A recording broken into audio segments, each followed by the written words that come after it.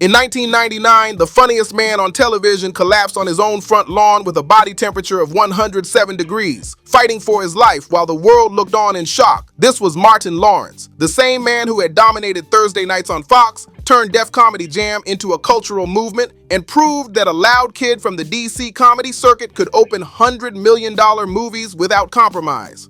But long before the breakdowns, the lawsuits, and the near-death experience, there was a kid learning to be funny just to survive. Martin Fitzgerald Lawrence was born on April 16, 1965, not in America, but on a military base in Frankfurt, West Germany, where his parents were stationed. From the very beginning, displacement was part of his story. When his family returned to the U.S. and settled in the Maryland and D.C. area, life was far from stable. His parents separated when he was young, and like many kids growing up in uncertain homes, Martin discovered that laughter could be armor. He wasn't the biggest, the toughest, or the strongest, but he had a mouth, a presence, a way of turning tension into entertainment. Comedy wasn't a dream back then, it was survival. By his late teens, Martin was grinding through the unforgiving DC comedy circuit, bombing in rough clubs, learning timing the hard way, discovering that physical comedy, raw energy, and fearless crowd work were his weapons. The break came in the mid-1980s when he appeared on Star Search. He didn't win, but he didn't need to. Industry eyes were finally watching. That visibility led to a role on the syndicated sitcom What's Happening Now, his first real national platform. It wasn't stardom, but it was proof that the grind was paying off. Then everything changed in 1989 when Spike Lee cast him in Do the Right Thing. The film would become one of the most important social commentaries in American cinema history, and Martin didn't have a big role, but he didn't need one. He was in the frame, part of the cultural explosion, introducing himself to serious filmmakers as more than just a club comic. Momentum followed fast. In 1990, House Party made him a face of black youth comedy. By 1992, he was chosen to host HBO's Def Comedy Jam, a move that transformed him from a performer into a gatekeeper of the new generation. Every Friday night, America tuned in as Martin introduced voices that would become legends. Bernie Mac, Chris Tucker, Dave Chappelle, but the real earthquake came later that same year when Fox gave him his own sitcom. Martin didn't just succeed, it hijacked popular culture. The Detroit apartment, the loud arguments, the neighborhood chaos, and most importantly, the characters. Shanae with the wigs and the neck rolls, Jerome with the silk shirts and fake confidence, Mama Lawrence, Dragonfly Jones. Martin didn't just star in the show, he carried it on his back. The ratings exploded. By 1993, he wasn't just a comedian anymore, he was a cultural force. By 1994, Hollywood crowned him. When he was invited to host Saturday Night Live, it was supposed to be a victory lap, the official cosign from the establishment. But on February 19, 1994, everything went left. During his opening monologue, Martin veered into material so raw, so graphic, and so unfiltered that NBC panicked in real time. Complaints flooded in immediately. The network cut the monologue from every future broadcast and quietly banned Martin Lawrence from SNL for life. Critics called it grotesque. Insiders called it career suicide. But the audience didn't flinch. Martin remained the top black sitcom on television. His fan base only grew louder. And just months later, in 1995, Bad Boys exploded at the box office. Paired with a young Will Smith, Martin helped open one of the first global blockbuster franchises led by two black stars. The movie grossed over $140 million worldwide and changed the financial ceiling for black comedy forever. By the mid-90s, Martin Lawrence wasn't chasing stardom. He was living inside it. His salary jumped into the 8-figure range. Magazine covers stacked up. Movie studios built projects around him. But behind the scenes, the pressure was breaking him in silence, carrying a sitcom, leading films, running stand-up tours, and being the public face of a cultural shift was more than any one man was meant to hold. And by 1996, the cracks began to show in ways the world could no longer ignore. By the time the early 90s arrived, Martin Lawrence wasn't just a promising comedian anymore. He was becoming a movement. After Star Search cracked the door and What's Happening Now gave him a foot inside, everything accelerated fast. In 1990, House Party hit the screen and changed his trajectory. The film wasn't just a teen comedy, it became a cultural blueprint. Young black audiences finally saw themselves centered in fun, romance, and ambition, and Martin stood right in the middle of that vibe. He wasn't the lead yet, but his presence was magnetic.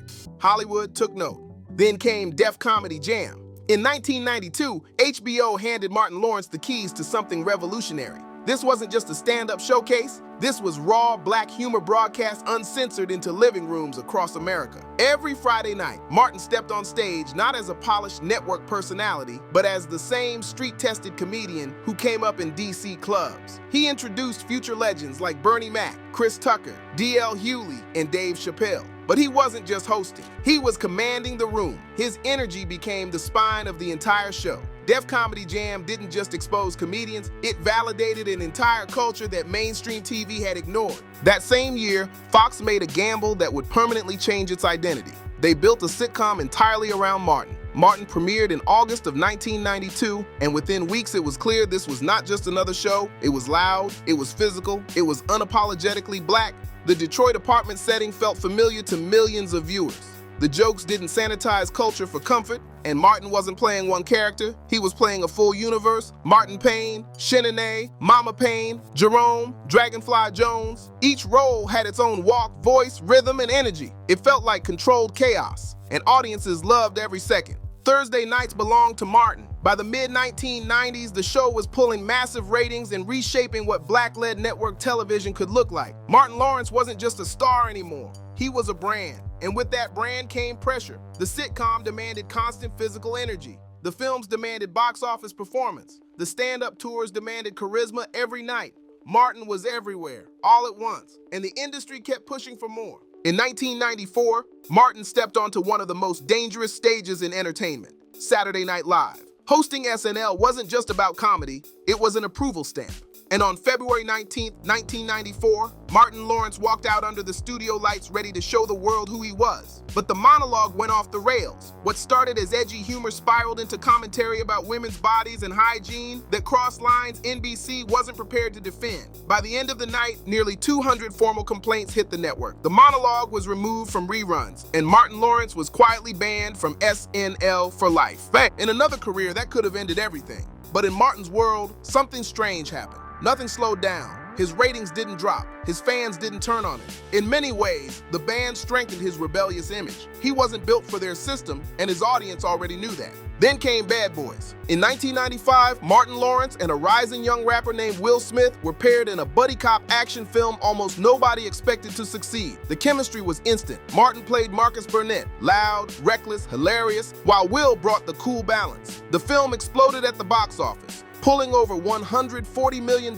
worldwide. More importantly, it shattered an industry myth. Two black male leads could carry a global action blockbuster without a white co-star. That moment changed casting decisions for the next generation.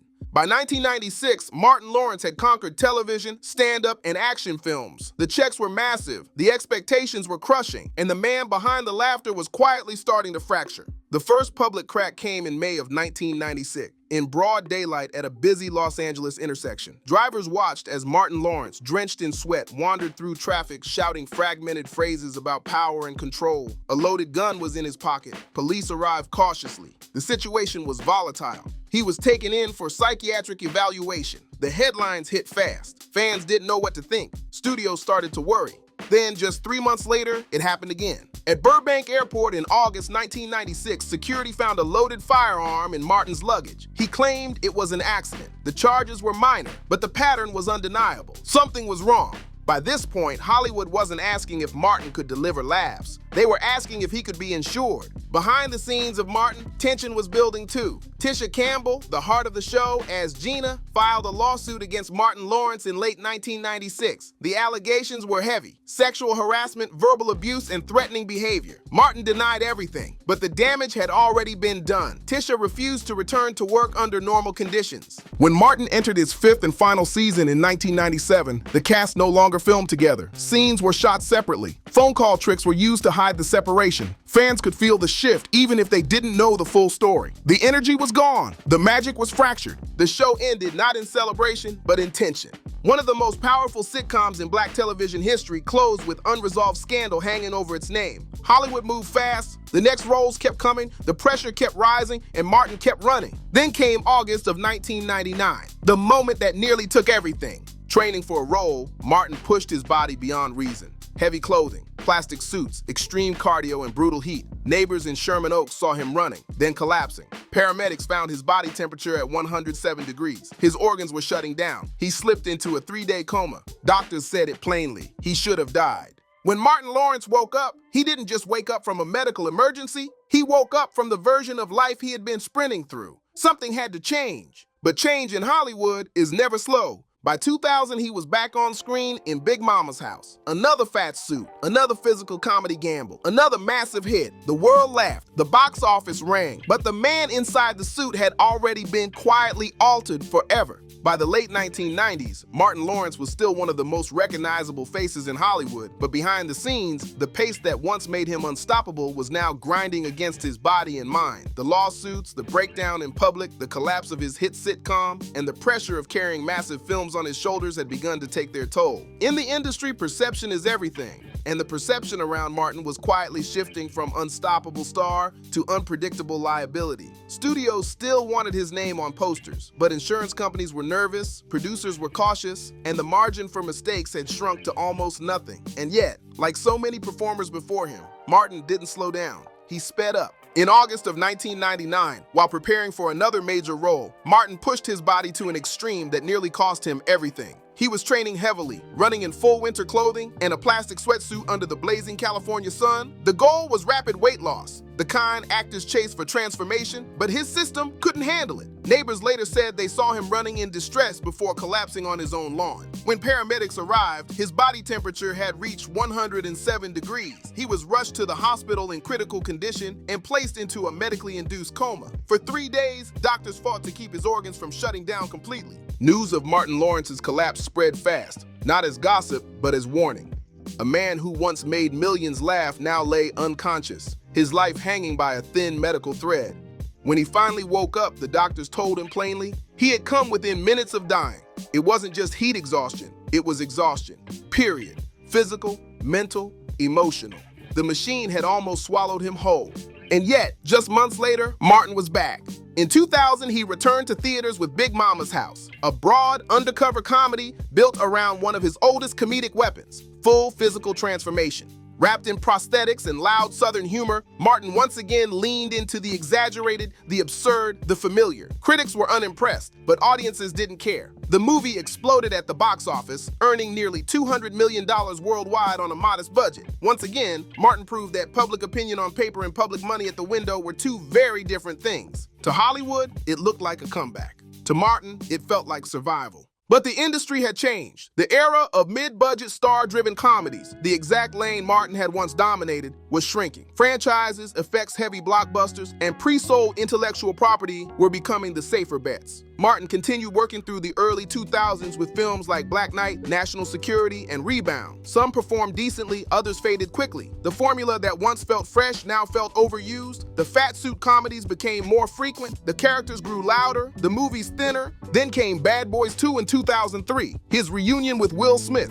The chemistry was still there. The explosions were bigger, the jokes louder. The film roared past $270 million worldwide and briefly reminded the industry of what Martin Lawrence could still do at full scale. But even with that success, something had shifted. This wasn't purely his moment anymore. It belonged equally to Will, to the franchise, to the studio machine. In 2007, Wild Hogs surprised everyone by becoming one of the biggest comedy hits of the year, earning over $250 million globally. But again, Martin was part of an ensemble, not the central gravitational force he once had been. He was no longer the face of a movement. He was part of a lineup. By the time Big Mama's Like Father, Like Son arrived in 2011, fatigue had set in across the audience. The box office numbers were respectable, but the cultural moment had passed. The younger generation knew Martin more as a meme than a force. The industry quietly shifted its attention elsewhere. And for the first time since his rise, Martin Lawrence stepped back, not because he was at the top, but because the noise around him had finally gone quiet.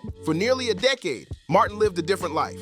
Fewer movies, no endless publicity tours, no constant studio pressure. He focused on his children, on health, on recalibration. He wasn't retired, but he wasn't chasing headlines either.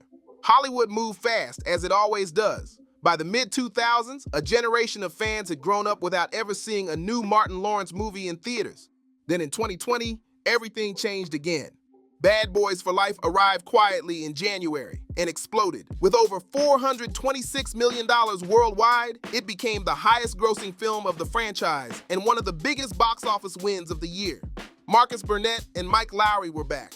Older, slower, but still dangerous. Still funny, still connected. For longtime fans, it wasn't just a sequel. It was a resurrection. For younger audiences, it was a rediscovery. The same year, something even heavier unfolded. The cast of Martin reunited for a televised special, and sitting across from each other, for the first time in decades, were Martin Lawrence and Tisha Campbell. The lawsuit, the separation, the bitterness that once tore the show apart had never been forgotten. But time had created space for healing. They laughed. They spoke carefully. They acknowledged the past without letting it dominate the present. Later, Tisha would say in interviews that forgiveness had happened, that all of them had grown, and that the love for what they built together was bigger than the pain that ended it. For many fans, that reunion felt like closure they never knew they needed. Martin didn't stop there. He returned to stand up, launching tours that packed theaters across the country. Without the layers of characters and makeup, it was just Martin again. Older, calmer, reflective, but still sharp. The man who once became famous for chaos was now holding rooms with controlled timing and lived experience. The laughter came differently now, but it came just as loud.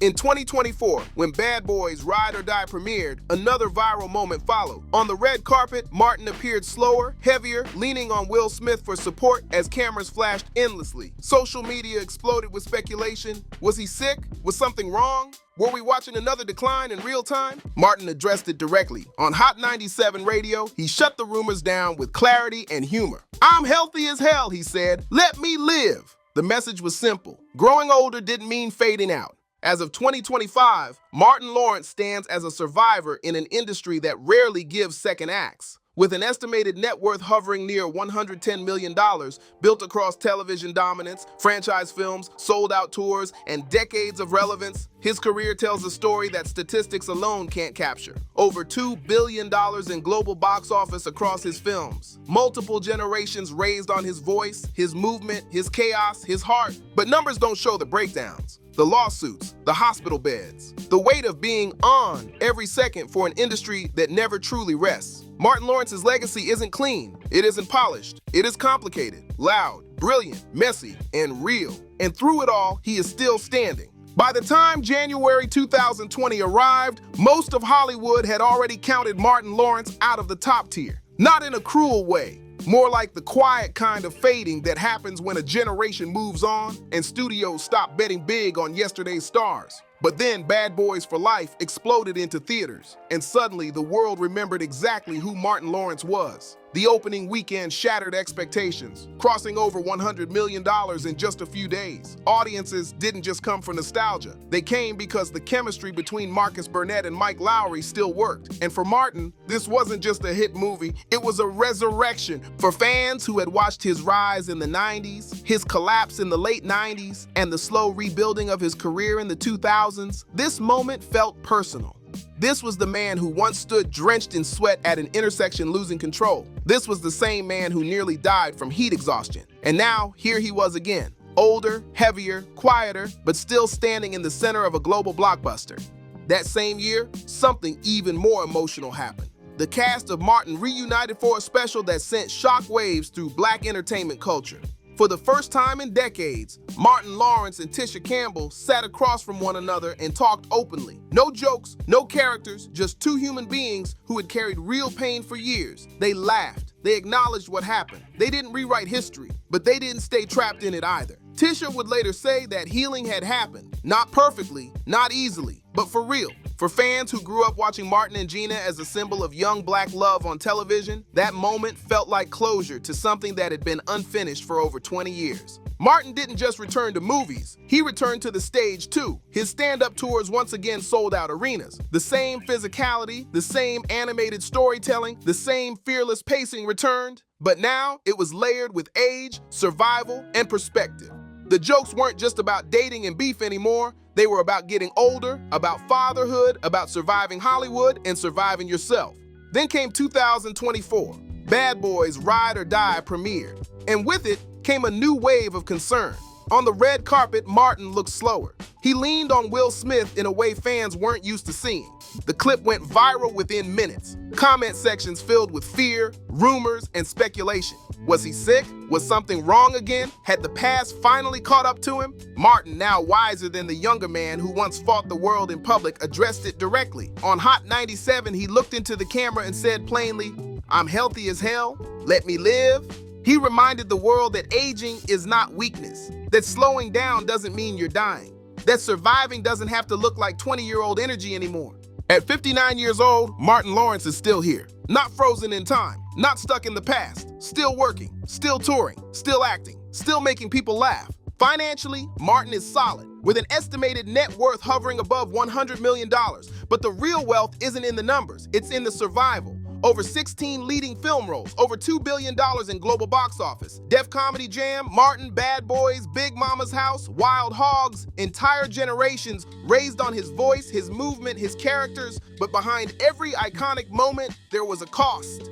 The breakdowns were real. The lawsuit was real. The hospital coma was real. The fear was real. The isolation was real. And the industry that once demanded everything from him stood back quietly when he began to crack. Martin Lawrence became a living reminder of how fame doesn't protect your mind, how laughter doesn't cancel pain, how success doesn't heal the wounds you don't face. And yet somehow, he endured. His story is not clean. It's not perfect. It doesn't fit into one neat redemption headline. It's complicated, it's human, it's messy, it's honest, and that's exactly why it matters. Martin gave the world Shanina, he gave us Jerome, he gave us Marcus Burnett, he gave us Big Mama, he gave us Thursday nights in living rooms across Black America, he gave us box office proof that Black comedy could dominate without compromise. But he also gave us a warning about pushing too hard, about carrying too much, about how even the funniest people can be hurting in ways nobody sees. In 2025, Martin Lawrence stands not just as a comedy legend, but as a survivor. A man who ran headfirst into the fire of fame, got burned, fell down, nearly died, and still stood back up when most people never would have. Because resilience isn't about never falling.